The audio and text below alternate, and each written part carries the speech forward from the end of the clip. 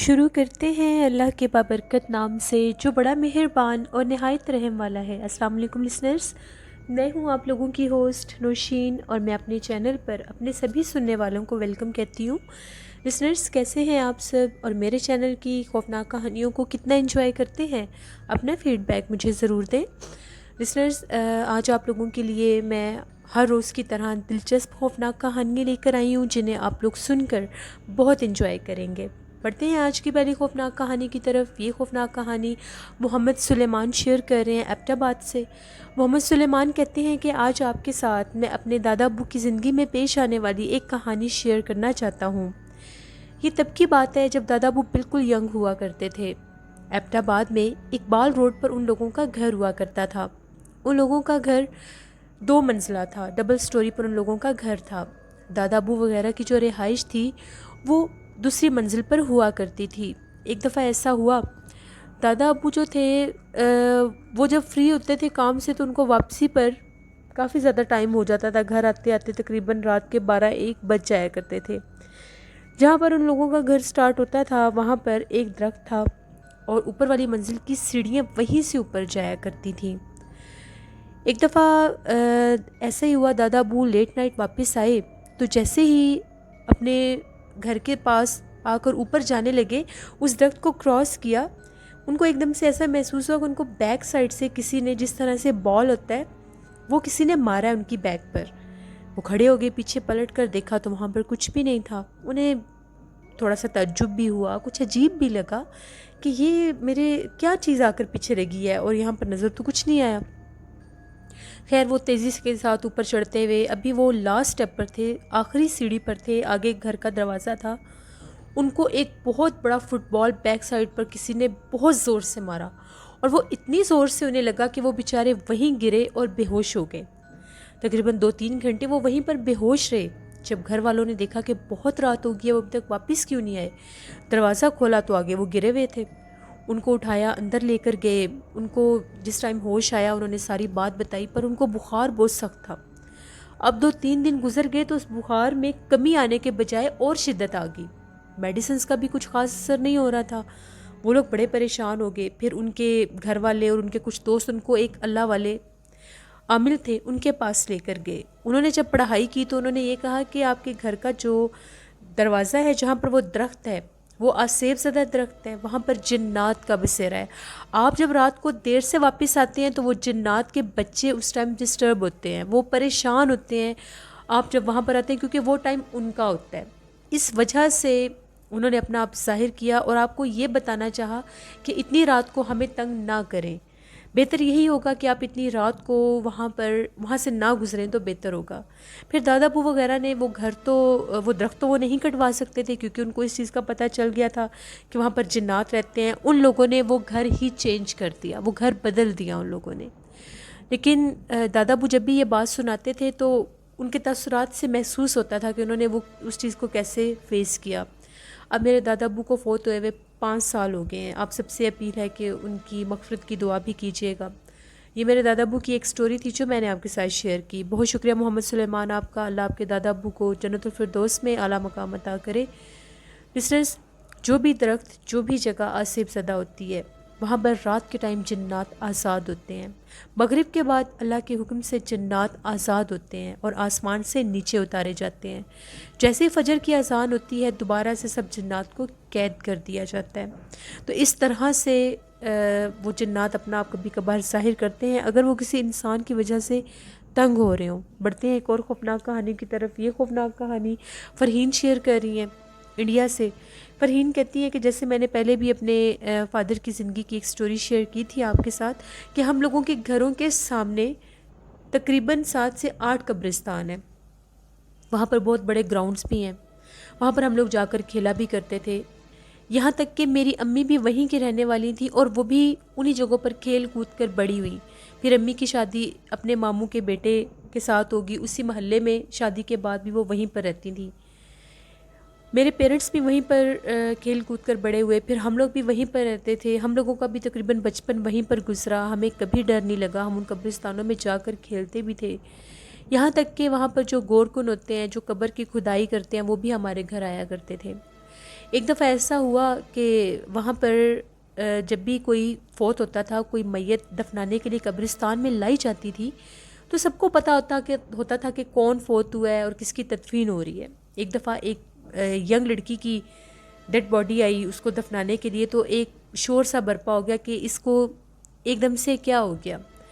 اس کے بھائیوں نے یہ بتایا کہ اس نے خودکشی کی ہے، اس کے والدین کی ڈیتھ ہو چکی تھی، جبکہ بہت سے لوگوں کو بھی شک تھا، اور وہ لڑکی جو تھی وہ اس کی منگنی بھی ہوئی تھی، اس کا جو فیونسی تھا، جو اس کا منگیتر تھا، وہ سعودی عربیہ میں ہوتا تھا، وہ وہاں پر آیا، وہ بعد میں آیا جب اس کو پتہ چلا کہ اس کی ڈیتھ ہوگی، لڑکی کی تدفین ہوگی وہاں پر، وہ تقریباً 20-22 دن کے بعد وہاں پر آیا، تو وہاں پر ایک نیا اس چیز نے رنگ لے لیا۔ اس نے آ کر پولیس میں یہ کہا کہ اس کے بھائیوں نے اس کو جائیداد کی وجہ سے مارا ہے زہر دے کر، اس نے خودکشی نہیں کی۔ تو میں چاہتا ہوں کہ آپ اس کی انویسٹیگیشن کریں۔ اب جو پولیس تھی اس کی قبر پر واپس آئی، 20-22 دن گزر گئے تھے، وہاں پر اب یہ کہا جا رہا تھا کہ اس کی قبر کشائی کی جائے، اس کی جو ڈیڈ باڈی ہے اس کا پوسٹ مارٹم ہونا چاہیے، کہ جو اصل اس کے پیچھے مجرم تھے ان کو سزا مل سکے۔ کوئی بھی تیار نہیں تھا قبر کشائی کرنے کے لیے، یہاں تک کہ وہ جو گورکن تھا وہ بھی کہتا تھا میں نے نہیں کرنی۔ میرے جو والد صاحب تھے وہ بہت زیادہ ماشاءاللہ بہادر ہیں، ابھی بھی ہیں، انہوں نے حامی بھری کہ وہ اس لڑکی کی قبر کشائی کریں گے، یعنی اس کو اس قبر سے باہر نکالیں گے وہ خود۔ رات کا ٹائم تھا، ان کو بہت سے لوگوں نے منع کیا کہ آپ یہ کام نہ کریں، لیکن انہوں نے کہا کہ نہیں، اگر کسی کو انصاف مل سکے تو اس سے بڑھ کر کچھ نہیں ہے۔ رات کے ٹائم وہ 2-3 پولیس والوں کے ساتھ اس کی قبر پر گئے، اور میرے والد صاحب نے اس لڑکی کو قبر سے باہر نکالا۔ حیرت انگیز بات یہ ہے کہ 20-22 دن گزرنے کے بعد اس کی جو ڈیڈ باڈی تھی وہ بالکل صحیح سلامت ٹھیک تھی، اس کا کفن بھی میلا نہیں ہوا تھا، نہ ہی اس سے کوئی اسمیل آ رہی تھی کہ وہ اتنے عرصے سے دفنائی گئی ہے۔ پھر انہوں نے پوسٹ مارٹم کیا تو اس پوسٹ مارٹم سے یہ پتہ چلا کہ اس کے بھائیوں نے جائیداد کی وجہ سے اس کو زہر دے کر مار دیا تھا، پھر اس کے بھائیوں کو سزا ملی۔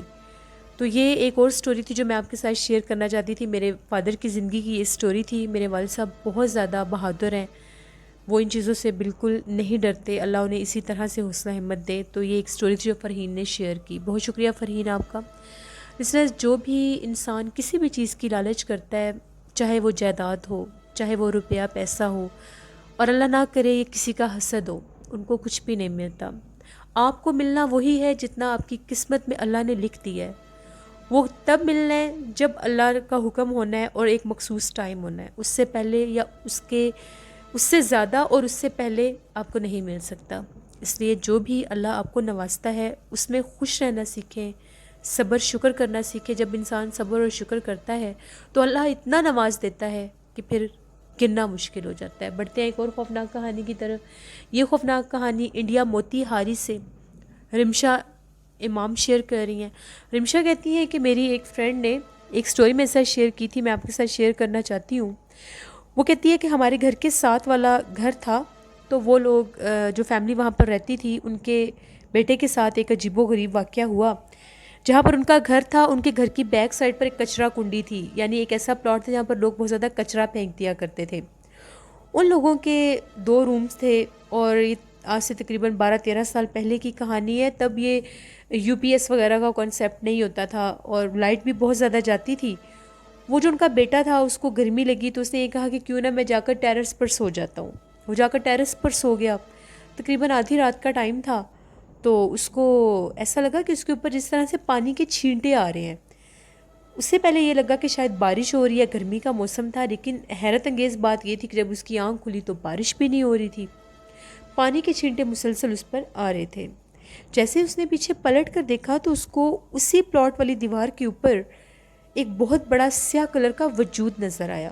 وہ بڑا حیران ہوا کہ یہ کون ہے، یہ کیا چیز ہے۔ اس نے جب غور کرنا چاہا تو اس کا چہرہ بہت زیادہ خوفناک تھا، اور وہ مخلوق اس کے اوپر تھوک رہی تھی۔ وہ جو پانی کے چھینٹے تھے، وہ جو مخلوق تھی اس کے اوپر تھوکے پھینک رہی تھی۔ وہ لڑکا بہت زیادہ ڈر گیا اور چیخیں مارتا ہوا نیچے آیا اور آ کر اپنے پیرنٹس کو یہ ساری بات بتائی۔ اس کے پیرنٹس کو یہ لگا کہ ہو سکتا ہے وہ پیچھے جیسے کچرا کنڈی ہے، خالی پلاٹ ہے، تو کسی نے شرارت کی ہوگی، لیکن جب ان لوگوں نے دیکھا تو وہاں پر کچھ بھی نہیں تھا۔ وہ لڑکا بہت زیادہ خوفزدہ ہو گیا۔ اس کا یہ کہنا تھا کہ اس نے وہاں پر کسی بہت زیادہ بھیانک مخلوق کو دیکھ لیا تھا۔ شاید وہ اوپر اکیلا سو رہا تھا تو اس نے اپنا آپ ظاہر کیا، اس کے بعد کبھی بھی وہ اکیلا اوپر نہیں جاتا تھا۔ یہ رمشا نے ایک سٹوری شیئر کی تھی جو ان کے فرینڈ نے ان کے ساتھ شیئر کی۔ بہت شکریہ رمشا آپ کا۔ لسنرز، جس جگہ پر بھی ناپاکی ہوتی ہے، گندگی ہوتی ہے، کچرا ہوتا ہے، لوگ گاربیج پھینک دیتے ہیں، پلاٹس کے گھروں کے درمیان میں خالی پلاٹس ہوتے ہیں تو وہاں پر یہ سسٹم بن جاتا ہے، لوگ پھینک دیتے ہیں، یہ نہیں سوچتے کہ وہاں پر آبادی ہے، وہاں پر لوگ بستے ہیں، وہاں پر وہ جنات اپنا بسیرا کر لیتے ہیں۔ ایک تو وہاں پر آبادی نہیں ہوتی ہے، دوسرا سناٹا، آبادی اس سینس میں نہیں ہوتی کہ اس جگہ پر آنا جانا نہیں ہوتا، پھر جب وہاں پر کچرا وغیرہ پھینکا جاتا ہے تو وہاں پر ناپاک جنات کا بسیرا ہو جاتا ہے جو پھر انسان کو ڈراتے ہیں۔ بڑھتے ہیں ایک اور خوفناک کہانی کی طرف۔ یہ خوفناک کہانی بلال شیئر کر رہے ہیں۔ بلال کہتے ہیں کہ میں رینالا گرد کا رہنے والا ہوں اور میں آپ کے ساتھ اپنے نانا ابو کی زندگی میں ایک کہانی پیش آئی تھی، ان کے ساتھ ایک ناقابل فراموش واقعہ جو شیئر کرنا چاہتا ہوں۔ یہ آزادی سے جب پاکستان اور انڈیا آزاد ہوئے تھے تو یہ آزادی کے کچھ ٹائم بعد کی کہانی ہے۔ میرے نانا ابو بھی تب ینگ ہوا کرتے تھے، تو نانا ابو لوگ جو تھے وہ لاہور میں جھگیاں ناگراں والے رہتے تھے۔ ان لوگوں کی جو زمینیں تھیں وہ راوی کے پاس تھیں، وہاں پر ان کے کھیت وغیرہ تھے، تو وہ اس جگہ پر ان کے جو بیٹے تھے وہ وہاں پر رات گزارا کرتے تھے، وہاں پر ڈیرے پر، کہ وہاں پر آبادی نہ ہونے کی وجہ سے ان کی وہ جو فصلیں تھیں وہاں پر چارہ وغیرہ ہوتا تھا جانوروں کے لیے، وہ کوئی نہ اتار کر لے جائے۔ تو جو نانا جی تھے وہ اپنے بیٹوں کو کھانا وغیرہ دینے خود وہاں پر جایا کرتے تھے۔ ایک دفعہ ایسا ہوا، نانا جی ان کو کھانا دے کر واپس آ رہے تھے تو وہ راستہ بہت سنسان اور ویران تھا۔ وہاں راستے میں ایک ایسی جگہ تھی جس کو مرگٹ بولتے ہیں، شمشان گھاٹ بھی بولتے ہیں، جہاں پر جو ہندو مذہب ہے وہ جو ان کے مردے وغیرہ ہوتے ہیں ان کی آخری رسومات ادا کرتے ہیں۔ اس جگہ کے بارے میں کچھ باتیں مشہور تھیں، لوگ کہتے تھے کہ وہ جگہ بہت زیادہ ویران اور سنسان ہو چکی تھی آزادی کے بعد، تو وہاں پر اکثر لوگوں کے ساتھ ایسے معاملات ہوتے تھے کہ غیر مرئی مخلوقات لوگوں کو نظر آتی تھیں۔ نانا ابو ایسے ہی کھانا دے کر واپس آ رہے تھے تو وہ کہتے ہیں ایک دم سے میں جیسے ہی اس جگہ کو کراس کرنے لگا میں نے دیکھا دو بہت بھیانک چہرے والی عورتیں میرے سامنے آ گئیں۔ رات کا ٹائم تھا اور وہ جو عورتیں تھیں ان کی ہائٹ بہت زیادہ لمبی تھی، وہ 18 فٹ ان کی ہائٹ تھی، اتنی لمبی وہ تھیں۔ جب میں نے دیکھا وہ سمجھ تو گئے کہ یہ کوئی نارمل چیزیں تو نہیں ہیں، ان کے چہرے بھی بہت زیادہ خوفناک تھے اور جسامت بھی ان کی بہت زیادہ عجیب و غریب تھی، وہ بہت زیادہ ڈر گئے۔ اب نانا جی کے پاس کوئی ایسی چیز نہیں تھی، کوئی اسلحہ وغیرہ تو تھا نہیں ان کے پاس، وہ تو کھانا دے کر اپنے بچوں کو آ رہے تھے۔ انہوں نے وہیں پر آیت کرسی وغیرہ پڑھنا شروع کر دی اور جتنی ان کو قرآن پاک کی آیات وغیرہ آتی تھی وہ پڑھنا شروع کر دی۔ ان کے پاس یہ شاید وہ جو کھانا وغیرہ دے کر آ رہے تھے کچھ ایسی بھی چیز ان کے پاس تھی جس سے وہ چڑیلیں ان کے قریب نہیں آ سکیں۔ وہ کہتے ہیں کہ مجھے جتنی بھی قرآن پاک کی آیات آتی تھی وہ میں نے پڑھنی شروع کر دی اور وہ وہیں پر بے ہوش ہو گئے۔ جب وہ گھر واپس نہ آئے تو ان کے بیٹوں کو پتہ چلا تو انہوں نے جب جا کر دیکھا تو وہ وہاں پر بے ہوش پڑے تھے، پھر وہ ان کو اٹھا کر گھر واپس لے آئے تو تب پتہ چلا کہ بہت سے لوگوں کے ساتھ وہاں پر ایسے واقعات ہو چکے تھے۔ وہ جگہ اتنی ویران ہو گئی تھی کہ وہاں پر جب رات ہوتی تھی مغرب کے بعد وہ چیزیں اتنی حاوی اور آزاد ہو جاتی تھیں کہ وہ لوگوں کو باقاعدہ ڈراتی اور نظر آتی تھیں۔ اس مخلوق نے نانا ابو کو کوئی جانی نقصان نہیں دیا لیکن وہ بے ہوش ہو گئے تھے، پھر کچھ عرصہ وہ بیمار بھی رہے کیونکہ اس مخلوق کو دیکھنے کے بعد یا اس کا اثر ہونے کے بعد انسان بیمار ہو جاتا ہے۔ یہ میرے نانا ابو کی کہانی تھی۔ نانا ابو کا انتقال بھی ہو چکا ہے، 2012 میں ان کا انتقال ہوا ہے، تو یہ نانا ابو نے ہمیں ایک سٹوری سنائی تھی۔ بہت شکریہ بلال آپ کا، اللہ آپ کے نانا ابو کو جنت الفردوس میں اعلیٰ مقام عطا کرے۔ لسنرز، جو بھی جگہ ایسی ہو جہاں پر مردوں کی آخری رسومات ادا کی جائیں، جب وہ جگہ ویران ہو جاتی ہے، جب وہ جگہ غیر آباد ہو جاتی ہے، غیر آباد سے مطلب میرا یہ ہے یہاں پر کہ جب وہاں پر لوگ نہیں جاتے پھر اس جگہ پر غیر مرئی مخلوقات اپنا بسیرا کر لیتے ہیں۔ ایسی بہت سی سٹوریز آپ لوگ پہلے بھی سن چکے ہیں جہاں پر بہت زیادہ واقعات ہوتے ہیں عجیب و غریب۔ کبھی کبھار قبرستانوں میں لوگ ایسی حرکتیں کر جاتے ہیں، نعوذ باللہ، وہاں پر جادو کا کوئی کام کر دیتے ہیں یا وہاں پر کوئی ایسی چیزیں پھینک آتے ہیں جس پر جنات وہاں پر حاوی ہو جاتے ہیں۔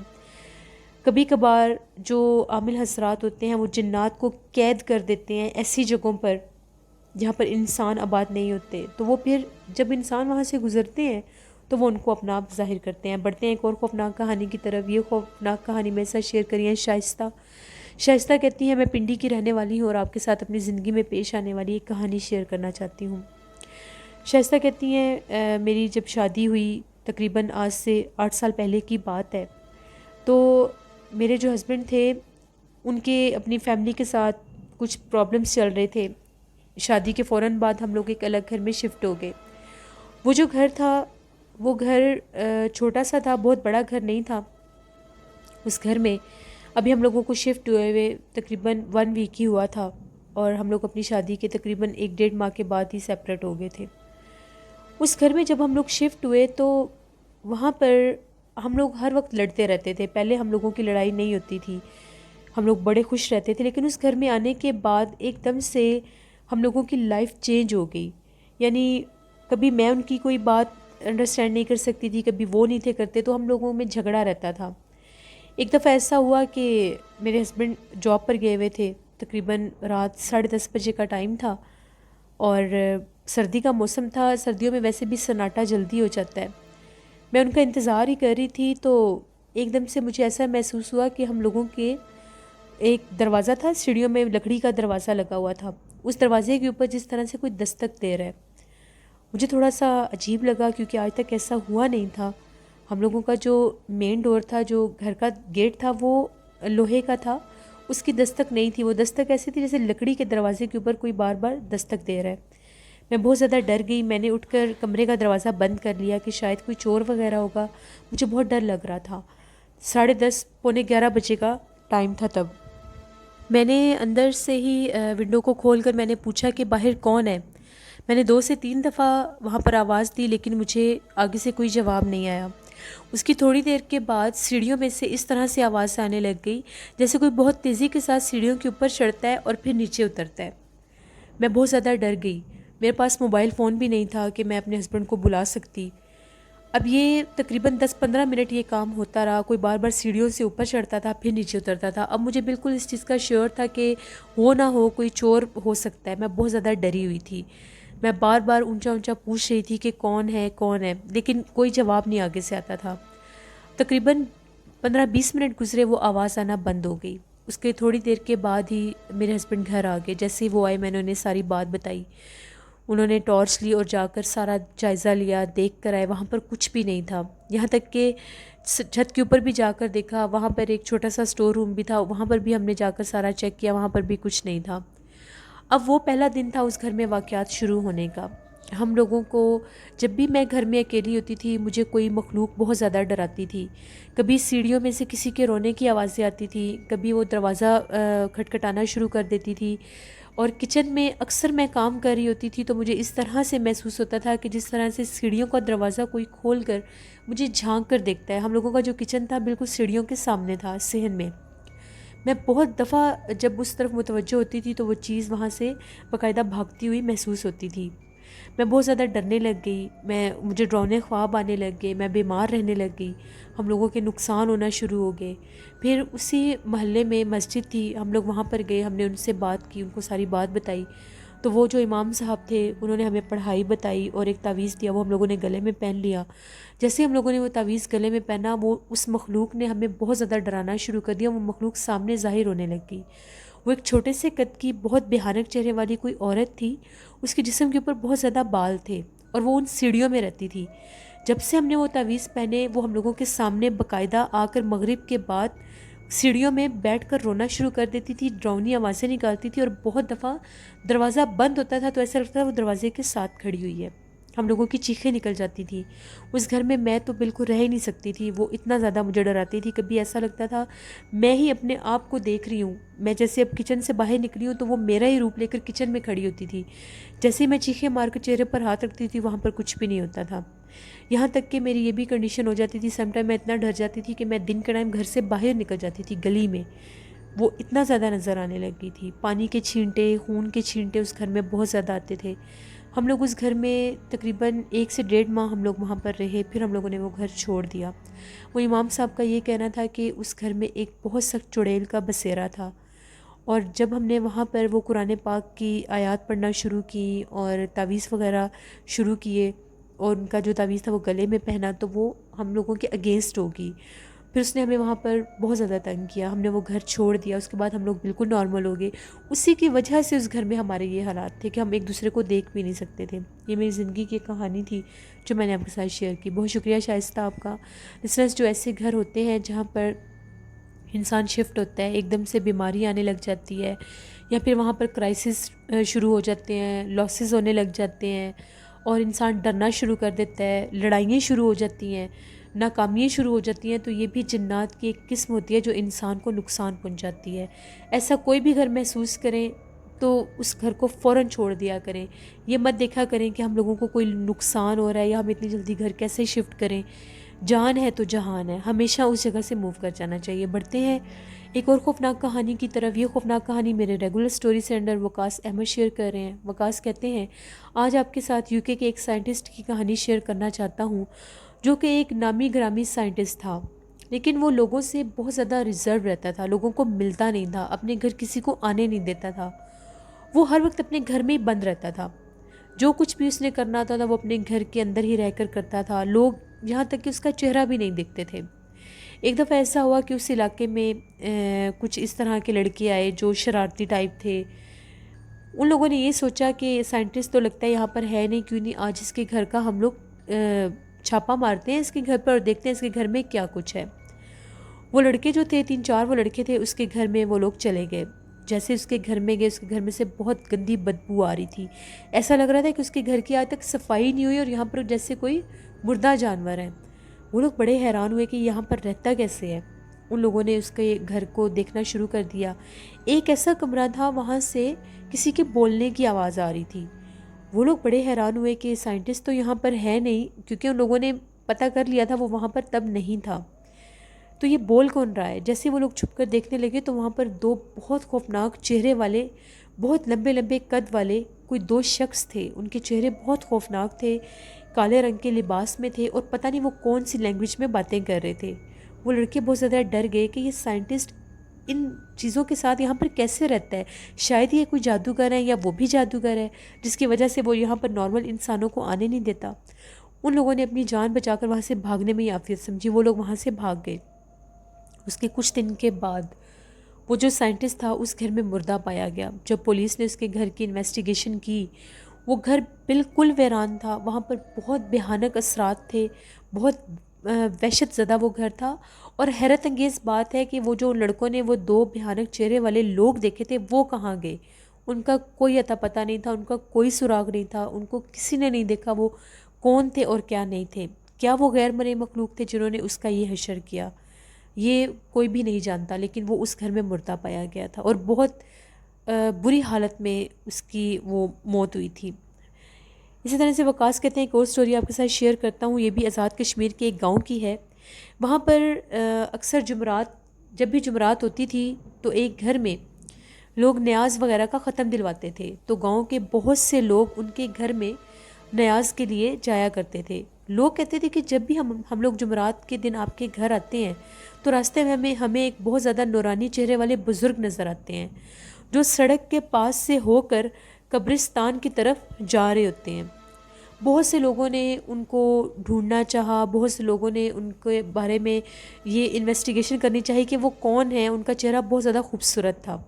وقت گزرتا گیا اور ہر جمعرات کو وہ بزرگ نظر آتے تھے، سڑک کے ایک کونے سے ہو کر وہ قبرستان کی طرف جایا کرتے تھے۔ ان کی بہت زیادہ کرامات بھی تھیں، لیکن لوگ ان کو ہمیشہ چاہتے تھے کہ ہمیں پتہ چلے وہ کون ہے۔